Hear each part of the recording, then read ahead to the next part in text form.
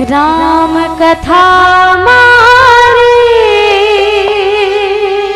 संगवारी ते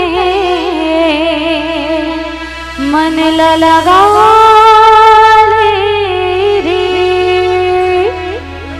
श्री सीताराम भगवान की जय हो।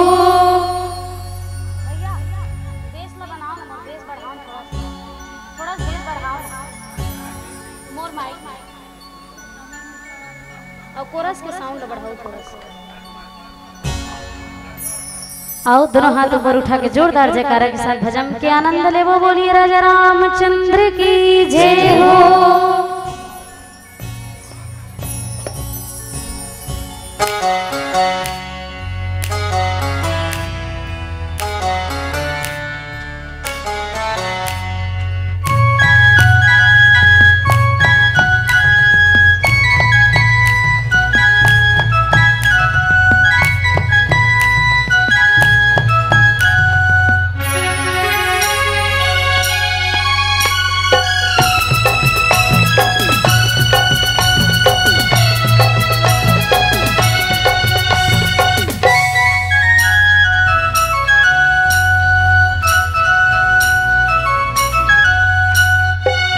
राम कथा मारे संगवारी थे मन लगा ले रे।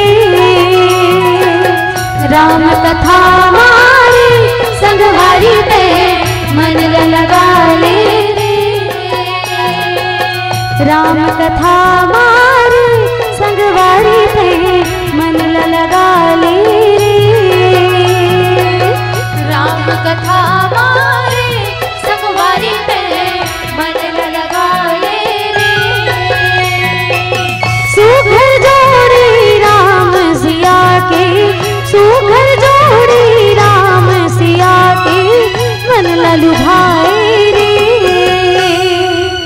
राम कथा मारे संगवारी ते मन लगा ले रे।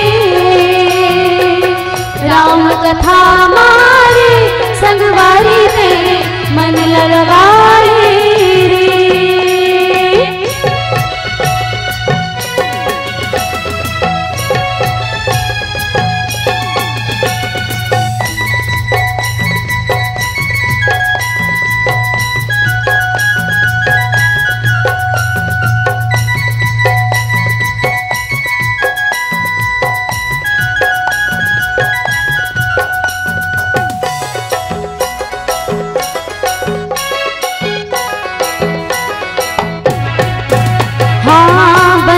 पथराला नारी बना के भागला कर जगाए रे। हो बनमा पथराला नारी बना के भागला कर जगाए रे।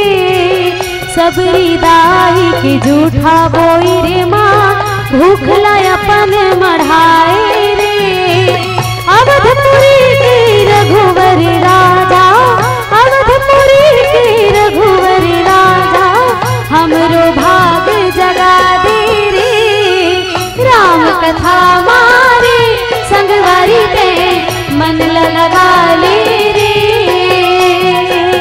राम कथा मारे संगवारी ते मन लगा ले रे।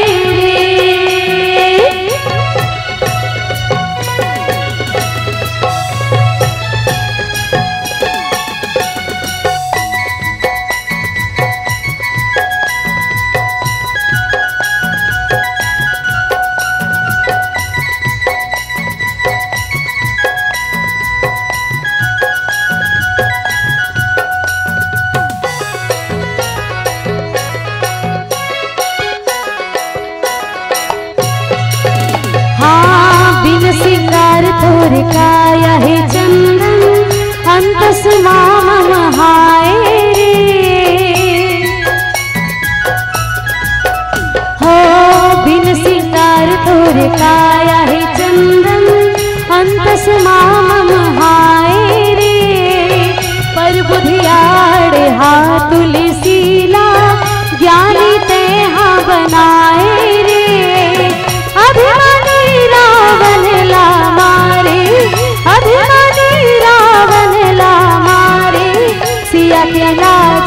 बचाए रे। राम कथा मारे संगवारी ते मन लगा ले रे। राम कथा मारे संगवारी ते मन लगा ले रे। सुघर जोड़ी राम सिया के, सुघर जोड़ी राम सिया के मन भाई रे। तो हमारे संगवारी ते मन लगा ले रे। राम कथा मारे संगवारी ते मन लगा ले रे। सत्संग के बेरा में, सत्संग के बेरा में राम भजन गाली ते। सत्संग के बेरा में राम भजन गाली ते। नहीं ते बेरा निकल, बेरा निकल, बेरा निकल जाही थे बाद में पछतावे ते। बेरा निकल जाही थे बाद में पछतावे ते। सत्संग के बेरा में राम भजन गाली ते। सत्संग के बेरा में राम भजन गाली ते। श्री सीताराम भगवान की जय हो।